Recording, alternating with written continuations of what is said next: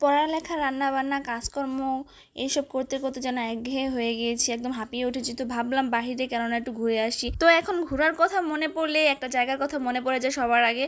তো কোনো কিছু না ভেবেই সেই জায়গার উদ্দেশ্যে চলে গেলাম। তো কোথায় গেলাম আজকে, আমার পুরো পুরো ব্লগটি দেখুন, নিশ্চয়ই বুঝতে পারবেন কোথায় গিয়েছি।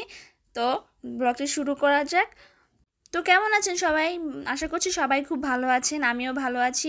তো তো একদম রেডি টেডি হয়ে বের হয়ে গিয়েছি সেই জায়গাটির উদ্দেশ্যে। তো এই যে আমরা অটোতে করে যাচ্ছি এখান থেকে। আমাদের বাসা থেকে জায়গাটি বেশি দূর না। তো আমরা এখান থেকে অটো থেকেই যাওয়া যায়।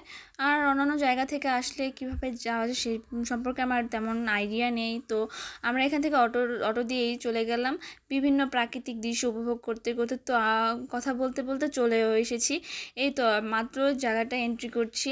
তো প্রথমেই দেখা যাবে, যেহেতু ঈদের পর, তো এখানে বিভিন্ন মেলা বসেছে।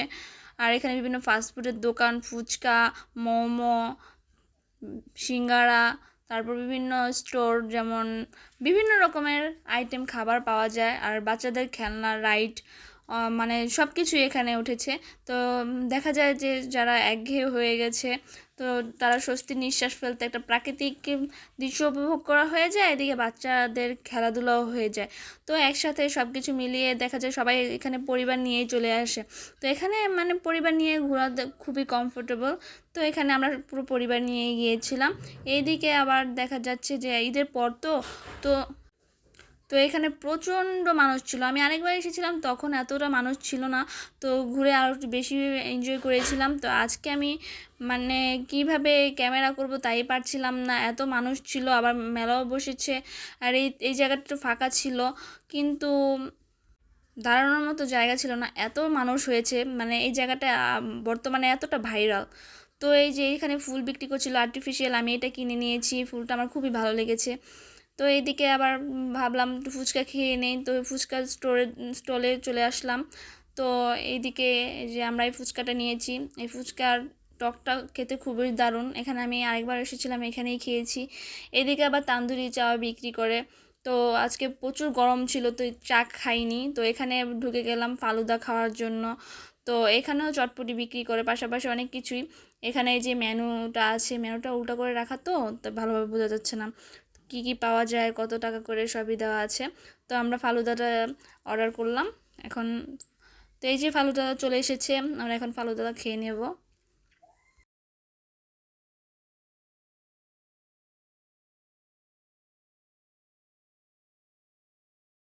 ঘোরার জন্য এদিকে বিভিন্ন বাচ্চাদের খেলনা উঠেছে, এদিকে বেলুন, গাড়ি টাড়ি বিভিন্ন কিছু, আর মেয়েদের বিভিন্ন জুয়েলারি, অর্নামেন্টস অনেক কিছু উঠেছে, ব্যাগ, লিপস্টিক, ব্যান্ড।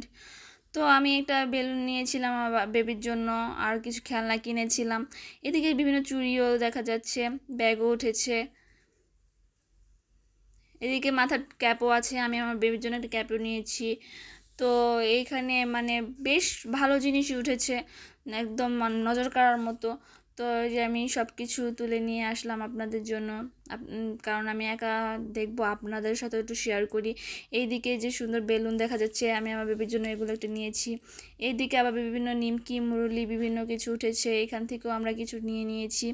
এই তো এখান থেকে হাঁটতে হাঁটতে মানে যেখানে হাঁটি না কেন সেখানে বিভিন্ন খাবারের দোকান, বিভিন্ন খেলনা, বিভিন্ন রাইড, মানে বিরাট বড় একটা জায়গা নিয়ে এই দোকান, এই ঘোরার জায়গাটা হয়েছে আর কি।